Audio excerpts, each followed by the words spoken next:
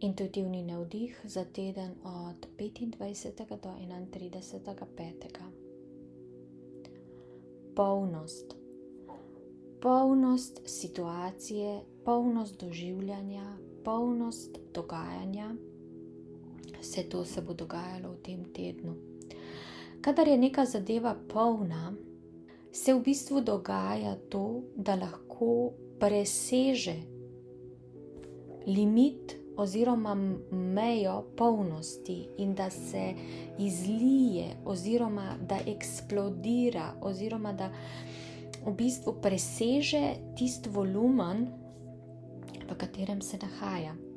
Če govorimo o nekem presežnem volumnu oziroma o neki obliki, nekemu kontejnerju, v katerem si predstavljamo, da je naša energija, da smo mi, da je to naš kontejner energijskega prostora, potem je tukaj pomembno, da ohranjamo prevodnost.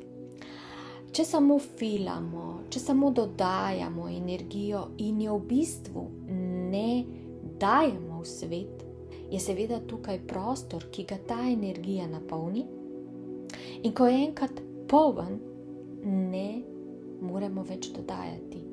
In takrat občutimo višek vsega, oziroma občutimo, da ne moremo nič več, da je tukaj, da smo ujeti, da smo nekako zapolnjeni, da ne moremo se premakniti, oziroma da je občutek mogoče tudi utesnjenosti, da je preveč nečesa, da želimo ven, da želimo sprostiti energijo, da je polno napetosti, da imamo tega določenega znanja preveč, da želimo samo še, da je treba sprostiti zadevo.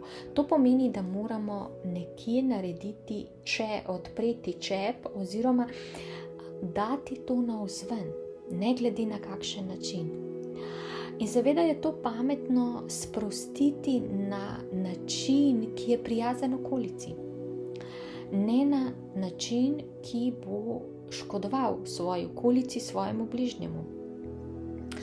In ne glede na to, na kaj se nanaša ta polnost, ali je to polnost znanja, ali je to polnost nekega občutka jeze, nekega občutka, negativnega občutka, ali je to polnost hrane, potem je pomembno, da prenehamo z dodajanjem določene zadeve in da začnemo sproščati. In to sproščanje je pomembno, sproščanje, predajanje znanja drugim,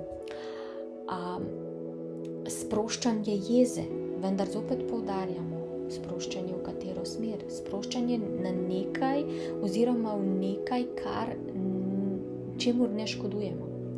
Sproščanje, puščanje telesu, da samo si želi, da v bistvu mu ne dodajamo nečesa, kar resnično čutimo, da ni dobro, da mu dodajamo tista shranila, za katere čutimo, da so dobre.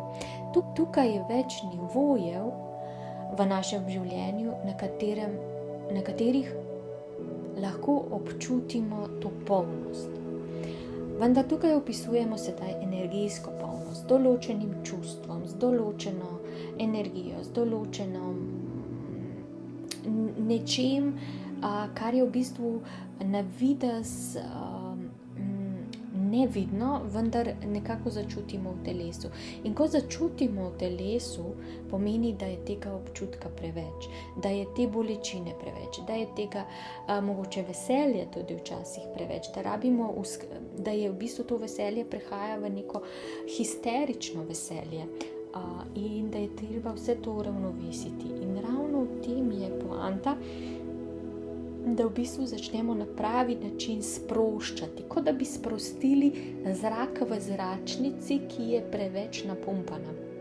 In tukaj seveda, če sprostimo preveč naenkrat, zračnica ne bo več funkcionirala, bo v bistvu spuščena in se mogli s kolesom dovolj, se v bistvu sploh peljati s kolesom.